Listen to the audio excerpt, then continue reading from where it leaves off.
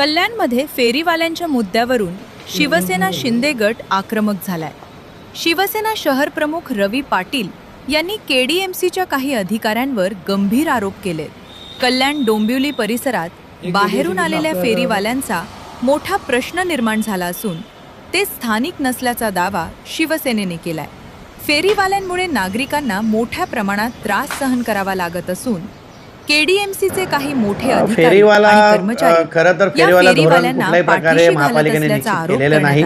आज खूप नागरिकांच्या तक्रारी आहेत। स्टेशन परिसर पहा, गल्ली बोळीत पहा, प्रत्येक रस्त्यावर फेरीवाले बसलेले आहेत। मुळात हे फेरीवाले आहेत कुठले? हे कल्याणकर आहेत का, डोंबिवलीकर आहेत का, इथले स्थानिक आमचे लोक आहेत का?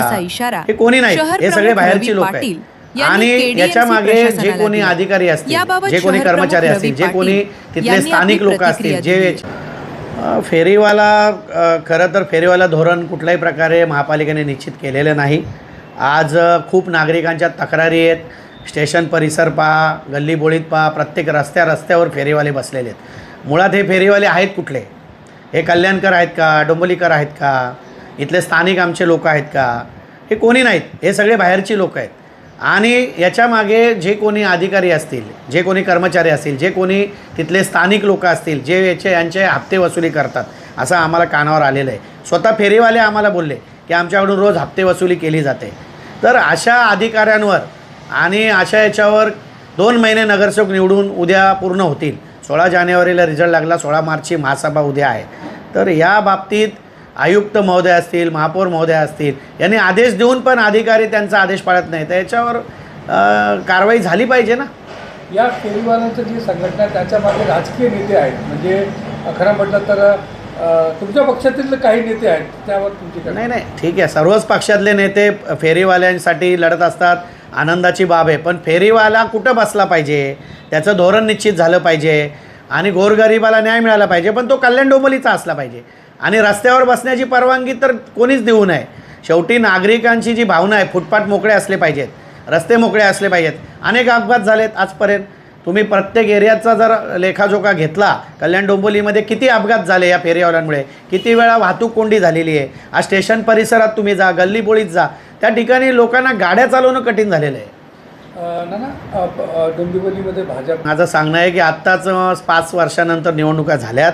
आज बरोबर त्याला 2 महिने पूर्ण निवडून आलेला नगरसेवकांना झालेले आहेत। उद्या महासभेमध्ये हा 10 नंबरचा विषय घेतलेला आहे, आमच्या एका भाजपाच्याच नगरसेवकांनी घेतलेला आहे। तर या प्रस्ताव सूचनेवर उद्या मोठी चर्चा होणार आहे। आणि तुम्ही पाहताय की प्रत्येक लोकप्रतिनिधीची हीच इच्छा आहे की कुठल्याही रस्त्यावर फेरीवाले बसले नाही पाहिजेत।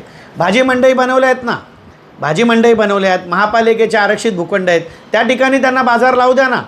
त्या ठिकाणी का नाही अधिकारी करत? याच्यामध्ये चांगभलं कोणाचं होतं आहे, मग तो कोणी असू द्या, तो अधिकारी असू द्या किंवा इतर कोणी असू द्या फेरीवाला म्हणून, यांचं चांगभलं जे होतं आहे त्याच्यासाठी हे फेरीवाले रस्त्यावर बसतात, असा माझा आरोप आहे। हप्ते घेतले जातात यांच्याकडून 100%।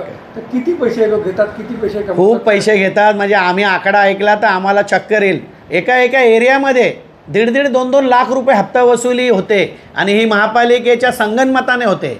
हे खूप दुर्दैवी आहे। माझ्याकडे अशी माहिती आहे, काही शिपाई आहेत, त्यांचे 2 3 फ्लॅट आहेत, काही अधिकारी आहेत, यांना ते पैसे देतात। आम्ही जेव्हा प्रत्यक्षात फील्डवर उतरलो, आमचे नगरसेवक उतरले, तर ते बिचारे फेरीवाले हे आम्हाला सांगते हैं, साहब उधर हफ्ता देना पड़ता है, इधर हफ्ता देना पड़ता है, इधर ये करना पड़ता है, उधर ये करना पड़ता है, हम कैसा क्या इधर से ये करेंगे। तर आम्ही त्यांना हे सांगितलं की तुम्हाला भाजी मंडई आहेत, त्या ठिकाणी आरक्षित भूखंड आहे, फेरीवाला धोरण निश्चित करून त्या ठिकाणी बसवलं पाहिजे। आम्हाला नागरिक महत्त्वाचे आहेत। भूमिका हीच आहे की उद्याच्या महासभेमध्ये सर्व नगरसेवक चिडलेले आहेत आणि सगळे नगरसेवक हा मुद्दा घेणारच आहेत।